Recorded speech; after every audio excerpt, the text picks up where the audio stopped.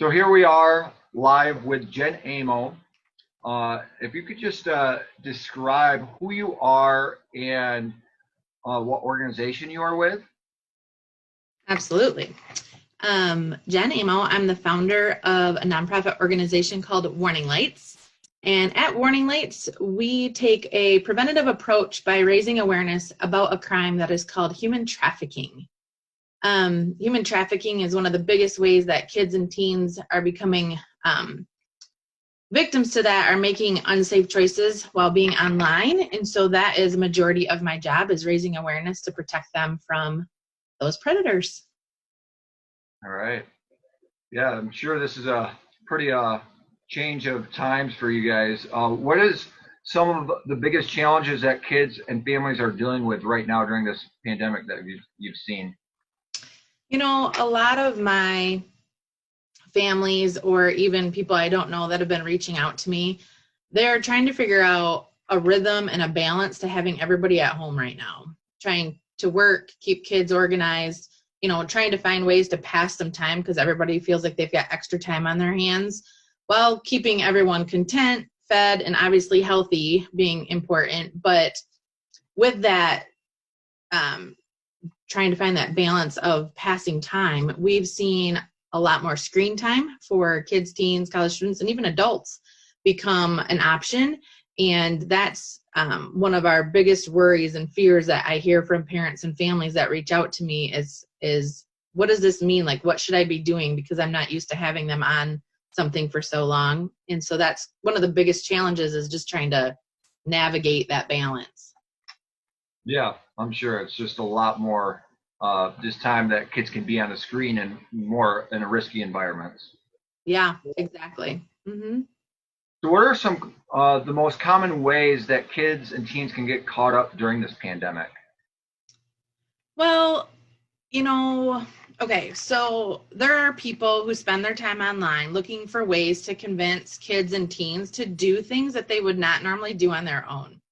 That is a broad description of a crime of human trafficking, or at least a part of the crime. We call these people online predators, and these predators may be strangers, but most often they are not. That is one thing that I think a lot of parents are kind of taken back by, because we grew up in an age where stranger danger was what was taught, what was told. And unfortunately, things have changed to where I think the Department of Justice just sent something out that said about 90% of juvenile abused victims know their predator in one way or another. 90%. Wow. That means that these are not strangers normally. And,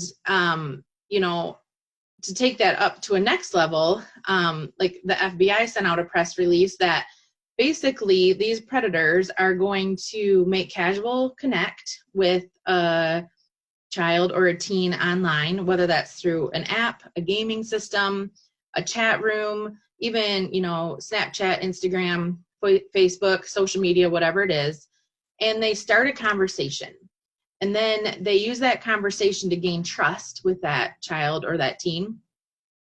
And then they start introducing them into conversations or situations that are dangerous and unsafe for a child to be in.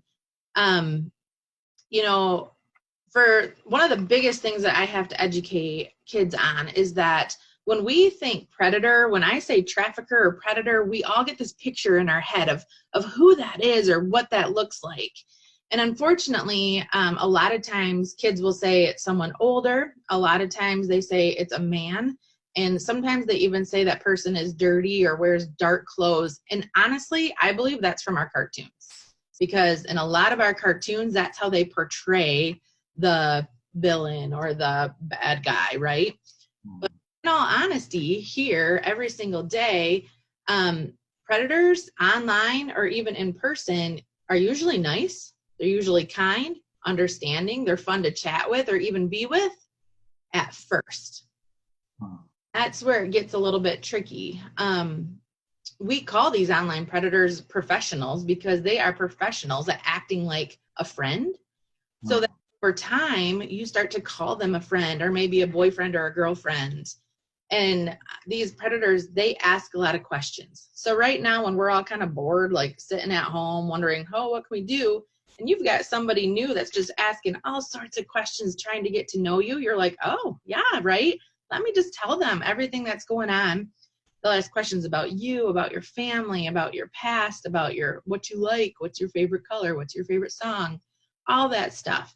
And these people are willing to chat with you whenever you need someone to talk to. If you're having a bad day or a good day, if you're excited or sad, they're usually there to listen. And they act like they really, really care about you, but then something changes. And what we see happening is that they might start asking you to take or share pictures or videos with them that make you feel awkward or uneasy. We would call those inappropriate.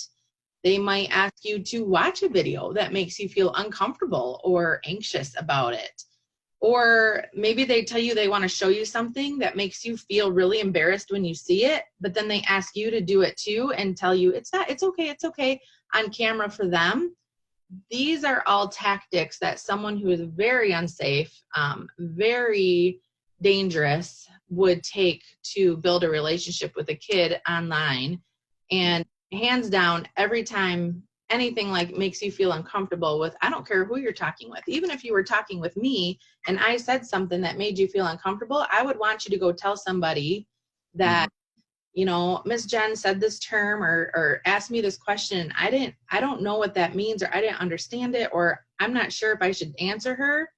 Y'all, that is the safest way to be. Go tell somebody that you trust and have them help you with that every single time. I don't care if you're a child or an adult. Get someone's opinion and get some backup, because these people are really good at what they do. Yeah.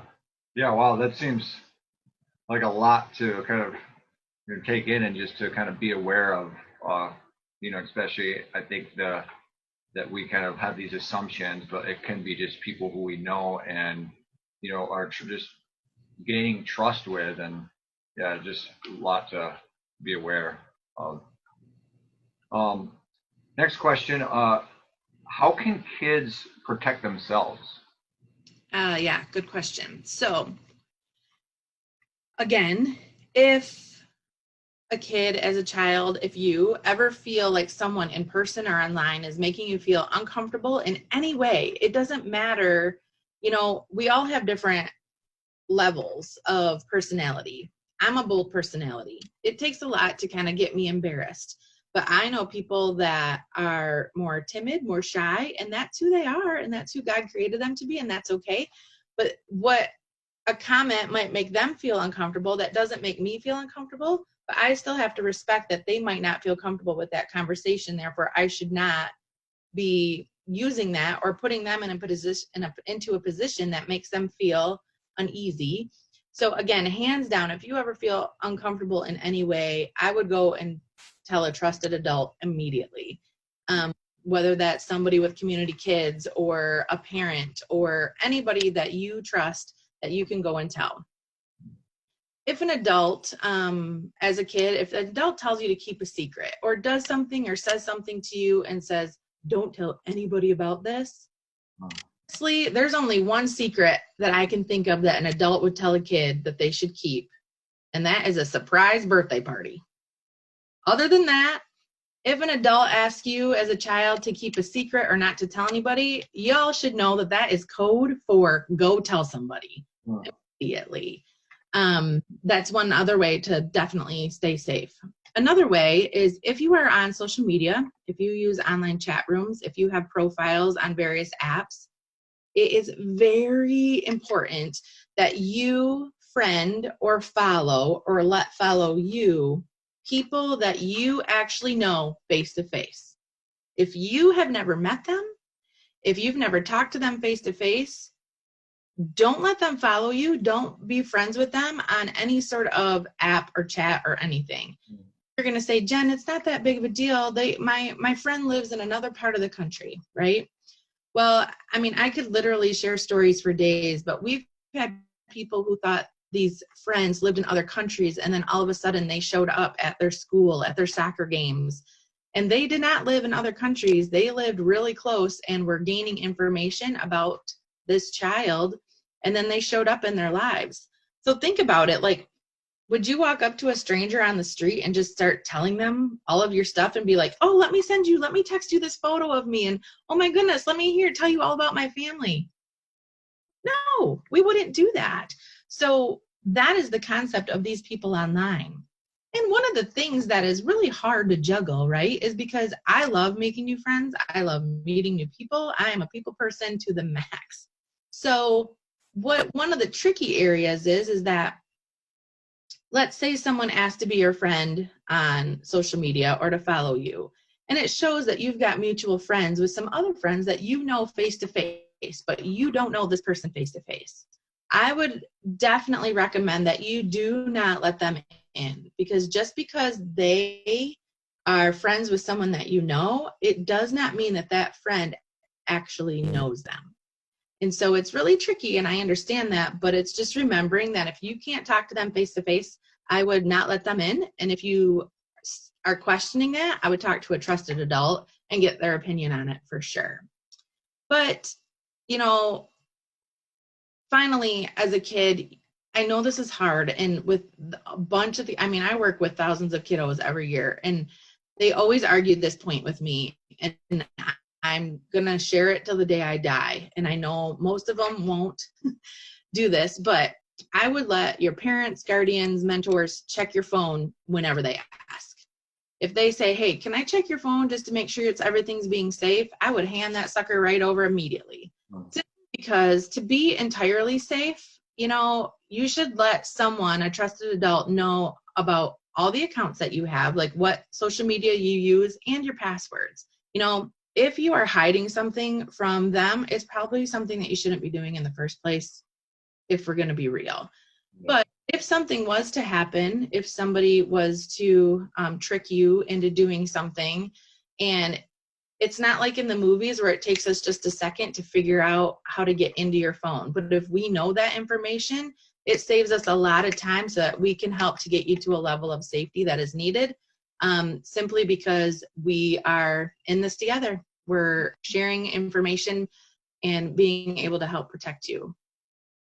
No, that's good. I think that's important, especially for kids to, with the trusted adults in their lives, to make them aware. I think that, even in the ministry, I've seen that where there's a couple kids where they kind of will share stuff in it, like make me aware, and I'll see red flags that they don't see. It just happened last week where someone, this kid sells things over Facebook Messenger, or Facebook Market, and this guy approached her who was 40 years old and said, "Oh, you look cute. Like, do you have a boyfriend?"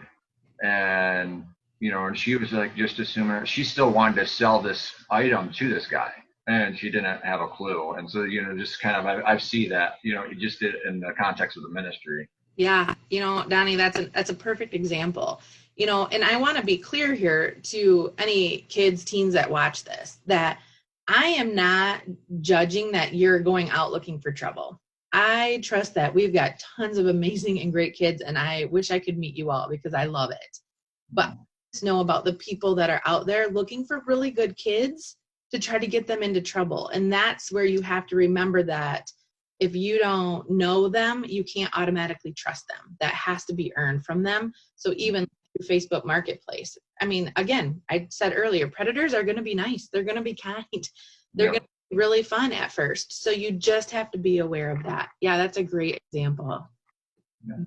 Now, how can parents keep their kids safe? I've got a few recommendations for this.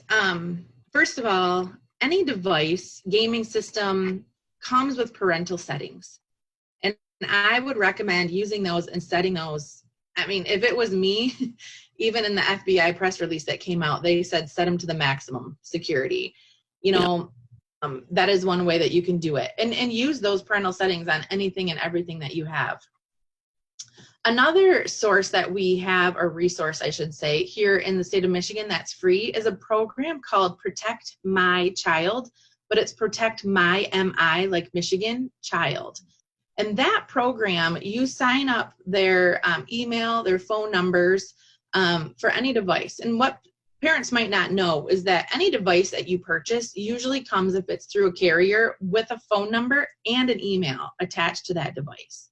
So you sign them up under Protect My Child, and Protect My Child is wipes clean every 30 days. They are going through the list, and they are actually blocking. They don't send them to spam. They literally block them from ads, from emails, from anything that we would not want our kids to know. Anything that they don't need to know about, care about, whatever, it blocks them. And that is good for 5 years. So one of my favorite jokes is that I say, you can sign your kids up, and then every 5 years, Protect My Child sends you an email saying, do you want to re-up this? And then when they get to be 30, you can let them to make their own decisions, right? But that is an amazing free resource that we have right here in Michigan. It's only in Michigan, so use it, hands down. Sign your kids up for that. If you're wanting to get a little bit deeper into protection, there is another organization or company that is called Bark, like the dog, Barks, B-A-R-K. And it's a parental control phone monitoring app to help keep your kids safe online. It monitors social media, text messaging, email on Android and iOS devices. It manages and protects their lives while they're online because you have control of that. It has, it monitors over 30 apps, and it helps you manage screen time and in web filters for any searches or anything like that. It is an amazing, easy tool for parents. I think there is a fee associated for once you get past the trial, but hands down, I would recommend that. The second one that I love is called Disney Circle. It's through Disney. And I love Disney Circle simply because when you have it, there's a free version, which is great, but with all things, you get what you pay for, right? So I would go up to the next level and do the monthly subscription. And what this is great is because one person has control on their phone, or parents, both parents can have it, but any kids that come into your house, when you put them on your Wi-Fi, you now have control of their device. I'm not to be like, ha, ha, ha. But on the other hand, I'm like, ha, ha, ha, right? As when it becomes time for bed, we're all staying up late. We've had a great time. Let's party till we can't even hold our eyes open anymore, right? We're pizza popping, whatever. And it's time for bed. You can turn off all the devices. It's scary how much activity with online predators happens after dark and after parents think their kids have gone to bed, yet they're on their devices till 3, 4, 5 all night long, the night, and parents don't even know. This gives you control to turn them off. I love that. And any phone that's within your Wi-Fi. The other thing I love is that there's ways to give rewards. So let's say your child does chores without arguing, or helps out a neighbor, or does something that you're like, that was amazing. You can reward them with extra screen time under the protection of this filter. And it's a great, great tool for that too. Finally, I've been getting tons of questions during this shutdown from parents saying, what's the best way to let my kids chat with their friends? Because we're using Zoom right now, but there was issues with Zoom, right? We had people Zoom bombing, which is what it was called. And so they were like, how do I let my kids talk with their friends? Right now, one of the most safest options is Facebook Messenger for kids. It allows them to chat with friends and family, but you control the settings and you control their contact list. So I have it with my niece and nephew. We can text, we can chat, we can video call. And so, it gives them all the options of emojis. My niece will send me pictures that she drew, and I have to guess what she drew. There's little games within that. It definitely gives options for them to stay involved and stay in contact with each other, but under a safe realm. But you do have to have a parent that has Facebook to monitor, and it has to be there under your Facebook control. So, but those are great ways for parents to stay on top of it. Good. And then final question, as we are a mentoring organization, we kind of step into various situations with kids and encourage our mentors to, kind of also be kind of looking for red flags and, and involved in kids' lives in all areas of lives, including social media. What would you recommend a mentor approach this subject with a kid over Messenger or video chat or with a parent? Um, this is easier said than done. Let me just put that into that. Donnie, I know that you are mentoring tons of kids. I work with tons of kids, and we hear terms, questions, topics that we're like, whoa, what? Why are we even talking about this? But in that moment, we can make or break that relationship. So the number one thing I'm going to say is learning how to respond versus react. It's not easy for a lot of us because our initial reaction is going to be, what is happening? But if we can learn to respond, so whether it's a scenario or a term that just came out of their mouth that is beyond anything you ever imagined that you would hear come out of them little sweet lips, you have to take a second to learn to respond versus react. For me, I remember in that moment that we all make mistakes. I've made tons of them. I sin every day. And if you feel comfortable to admit that you've made mistakes too, and that coming to you, having them come to you regarding the situations with their questions or whatever it is, with a topic or with a term that they heard that they want to know, what does that mean? I always am like, Jen, you're not perfect. However they got into the situation was probably not by their own will. They heard it or saw it somewhere. And I remember that I need to let them know that this type of conversation is always welcomed with me every single time. I will talk about anything. I will laugh. I will cry. I will do whatever is needed to understand that scenario. I'd much rather teach them about these things in love because, as you know, just as well as I know, our kids are learning things whether we want them to or not. They're going to learn about this stuff, good, bad, the ugly.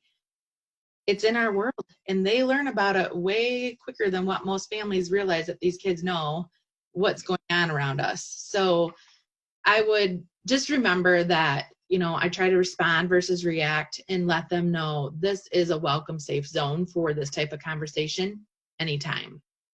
The second thing I would do in those same guidelines is to approve and encourage the discussion of the topic or question, no matter what it is.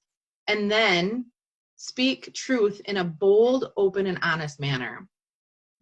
I can't tell you how I have seen truth be our best defense in this. And I'm not saying it's always easy to talk about whatever topic or situation they brought up, because it's definitely awkward for a lot of us sometimes when we're like, oh, I wasn't planning on talking about this. But I've learned that if I don't know, because believe me, there's terms that I've been asked that I'm like, I don't even know what that is. And I have to research it because there's new ones coming up all the time. And as soon as I say, well, I don't know what that is, give me 2 days and I'll connect with you again. The level of respect right there, because A, I admitted that I have no clue what that is. So it makes them feel better because they don't know what it is. 2, I'm willing to research it with them and find out in truth, because I'm not just going to make something up to make myself look good like I know the answer here because I'm the parent or the mentor or whatever, the guardian, right? So I admit, I don't know, but I'll get back to you on that. And I do. So truth has become our biggest defense, even in discussion that leads to, you know what, you asked me about this term. This is what it means. But from here on out, we don't ever want to use that again because this is why. This is how people feel, or this is what it does to somebody, or this is what it means for somebody. And we don't want to be a part of that. So we're not going to talk about this from here on out, but this is what it is. And obviously you have to use your judgment based on what it is, but I firmly believe that being truthful based on the level of age is the best option. And everyone's pretty good at being able to judge exactly how much to say and how much not to say. And a lot of times for our younger kids, if you answer them with something, they'll be like, oh, okay. And they just go with it. Teens and college students, we want to dig into it a little bit more. But, one of my slogans, one of my things that you'll always see on my warning light stuff is awareness saves lives. I firmly believe that, and I've seen it, and I know that it's true. Yeah. The next thing, as a mentor or as a parent, if you have a teen or kid that you're working with, I really, really recommend, and when I'm in a classroom, I recommend this as an assignment, is to create personal boundaries. And what that means is we talk about any temptations that they may face in life. Lying, cheating, stealing, drugs, alcohol, whatever it is. We all have tons of temptations that we face with every day. We discuss what those are, and then we decide what's the healthy boundary for us. Because of that, what the healthy boundary for them is set within their mind. And stats show that if we set boundaries prior to being faced with the temptation, the chances of us making the safest choice in that moment are way higher than if we had never thought about them before. So this is something that's personal, and I don't make kids turn them into me or anything, but I do recommend that they set their own boundaries. And a lot of them will come to me and we'll chat them through because they're not sure where the boundaries are in some of this stuff. Like, I mean, obviously lying, we know we're not supposed to lie. But Jen, is this cheating? Is this really cheating? Or is this not really cheating? And we talk about that. That is one way that they can definitely help to help them set up some boundaries to keep them safe. And then finally, I mean, you guys are amazing mentors. I've met multiple of the community kids leaders and mentors, and just amazing people. And you guys are just so willing, anytime, any place, anywhere, to help get involved in these kids' lives that, safely for you, especially, and for the kids, because they want to know, is to set a protocol with them for you personally. Like, when can they reach out to you? What if they have a friend that's in trouble that you don't even know? Can they bring them to you? This stuff, when we talk about this, opens up that door. When should they get you involved? Anytime that they feel off, uneasy, awkward, uncomfortable, can they come talk to you about it? Let them know, like audibly say, hey, if this ever happens, come to me anytime. Shoot me a text. We'll talk. If I say back to you, hey, I'm busy right now, but I'll get back to you tomorrow morning, that's not me being mean. That's me literally being busy that I can't do it right now, but I will, I want to talk to you about this. When should things be shared and what should be shared? Creating a circle where any term, topic, discussion is safe is what you guys do. And I know that. And so that is amazing. And that is a huge part of helping to keep our kids safe. And then the why of it, sometimes danger, like you were talking about, is not easily seen by the person that's involved in that situation. So when we as mentors or as leaders or as parents or guardians approach you and say, hey, I've noticed this, can you tell me what's going on? When we have this already open communication system going and they feel comfortable to come back and say, yeah, so I met this friend of a friend and we've just been getting to know each other. There's nothing technically wrong in that, except for now that I'm aware of it. So if something goes wrong, I can have an idea of where I need to start because I know that you met someone new recently online. And so it's not us coming at you and trying to be like, you can't do this, or you're in trouble, or why are you talking to this person? It's literally coming from a place of love and safety. And that is huge in this line of defense. And you guys offer that to them, which is a priceless gift beyond measure. My final point here is open communication is the key. And I know that you guys use this a lot, and I've even been involved with some of the situations with you guys where open communication has been a huge part of protecting these kids.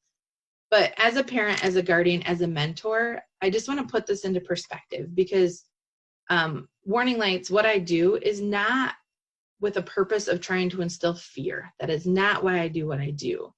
However, we know that, like, for instance, when our kids are young, we tell them, don't touch the stove, it's hot. We tell them about the danger and why we don't want them to touch it, because you'll get burned. This is the same concept regarding human trafficking and online predators and everything that you guys do to help keep kids safe. I want them to know about the danger so that they can prevent themselves from getting burned by it. And so a safe place where anything can be discussed. As far as human trafficking goes, this crime is growing. During this shutdown has been some of my busiest times. Everyone else was shutting down, but because of the online activity, my job increased tremendously during the shutdown. And a lot of people never even thought about that, but it's true. So the crime is growing. The online predators are putting our kids at a risk level that is super high right now. So I believe just making our kids aware of this danger is the best defense. And, you know, if you follow me or know me at all, I always say, I'd much rather be aware. Otherwise, you need to beware. And that is kind of my heart and passion. And when it comes to helping to protect these kids, because you and I have both seen it. And so I just know that these are great ways that we can come around them and create a level of community that is safe for everyone, and we can protect each other because we all need to have backup every single day.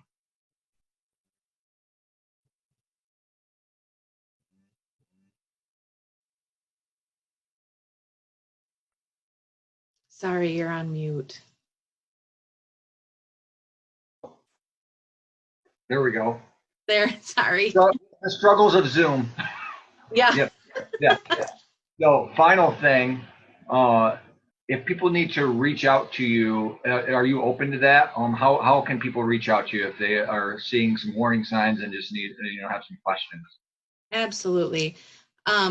They can reach me on social media, Facebook, Instagram, Twitter, under Warning Lights, or warninglights.org is our website, and they can contact me via that anytime.